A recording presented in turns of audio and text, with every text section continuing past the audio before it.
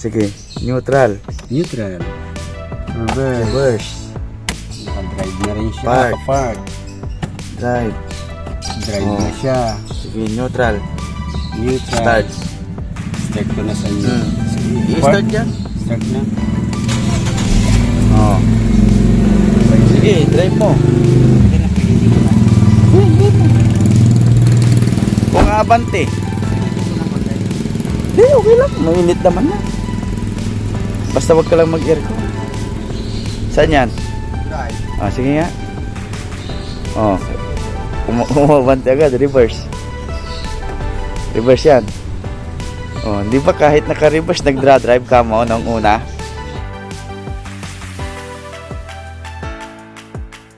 Yung Firing order. Oo, pa-firing order mo.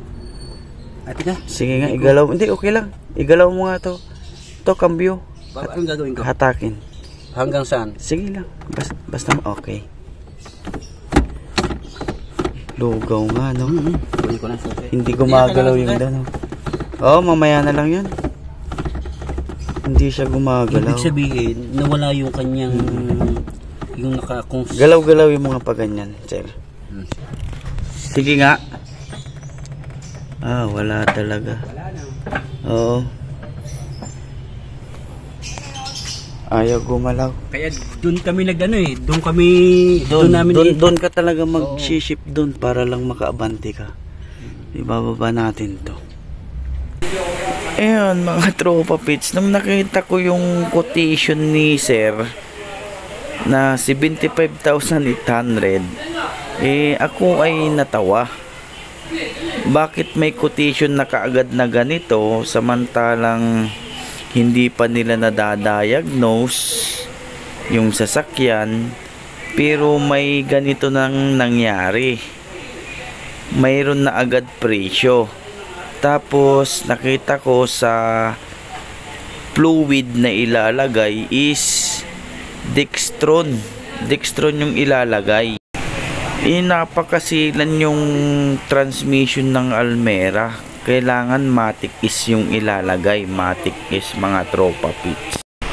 So sinabi ko rin, tinanong ko rin na idinala mo ba yung sasakyan mo doon para ma-evaluate nila. Yun naman pala, dinala ni client yung sasakyan doon, tapos binigyan na siya ng quotation.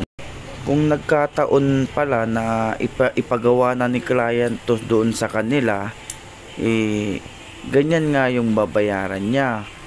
Pero dahil sa tumaya siya, nasa Quezon City ako, tapos pinuntahan ko siya, hindi ko na rin i-mention kung saan ko to pinuntahan para na rin baka sabihin nyo naninira ako. Hindi naman po. Ayan po, yan yung ginawa ko na lang.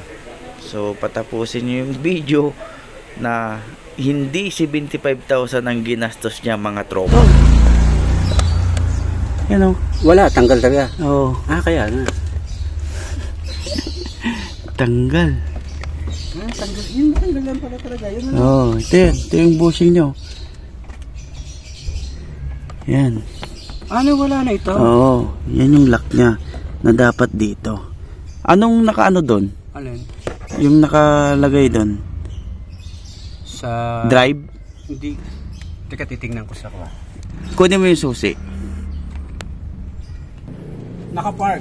Naka-park na siya. Pero siya nasa drive. So, kung naka-park na siya, lalagay natin sa park.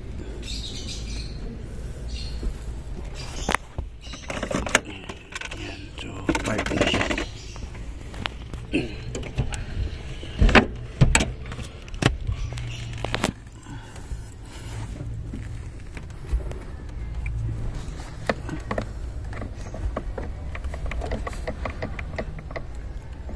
Nawala na talaga yung pinakaano niya. Ayan mga tropa pits, strap lang katapat para hindi na kumalas ang kanyang shifting cable dito sa may shifting lever niya mga tropa pits, no? Kasi linggo nung ginawa ko yan kahapon, walang mabilihan. Pero may nabibili through online yung grommet or bushing, shifting cable bushing. Isinusuksok lang dyan sa butas para yun yung magiging lock doon sa may shifter niya, mga tropa pits. Ayan, kung maranasan nyo man na ganyan, lalong lalo na sa automatic transmission, pag nagluluko na or hindi na tumatama yung, kunwari nakadrive ka doon sa may panel pero naka-neutral, ibig sabihin naglulos na yung inyong shifting cable, yung bushing maluwag na, kaya hindi na tumatama yung shifting nyo doon sa may inhibitor switch. So nakadrive pero ayaw umabante, ibig sabihin yung shifting nyo doon naka-neutral siya or naka-park. Kasi once na nawasak na kasi yung bushing yan dyan sa may shifter, maglulos na yan, kaya hindi na talaga mag-aabot. Kung naka-neutral ka dyan, doon naman sa inhibitor switch mo, automatic po na naka-drive or naka-reverse. Ganun po yung sintomas niyan pagka nasira na po yung bushing nyo dyan. So ganyan lang po yung ginawa ko, mga tropa pits. Yung 75,800 strap lang yung katapat niya, mga tropa pits. So maging aware kayo sa mga ganyan na pagdadiagnose ng iba. Mas mainam talaga na ipasikan opinion nyo kung medyo natataasan kayo doon sa sa quotation ng una nyong pinagtanungan. Sasabihin nyo rin yung sira para sa ganun may idea rin po yung magdadiagnose sa inyo. Nga lang po itong nangyari na to, talagang grabe kako. Nung nakita ko talaga yung 75,800, tapos nung nilapitan ko yung sasakyan, tinignan ko, sabi ko may kumalas nga lang dyan. At tama nga yung usapan namin ni client na may kumalas nga po dyan, no? So sana maging talaga kayo wais din pagka magpapagawa ng sasakyan, kasi hindi nyo alam na nilalamangan na po pala kayo. Hindi naman natin pinupulit yung pera pang paayos ng sasakyan, kaya dapat iwasan nyo yung mga ganyan. Ito na.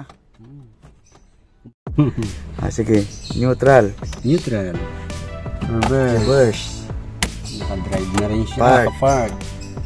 drive. Drive na siya. Sige, neutral, Neutral. start. Start ko na sa inyo. I-start dyan. Start na. Sige, drive mo. Kung abante. Hindi, okay lang. Mainit naman na.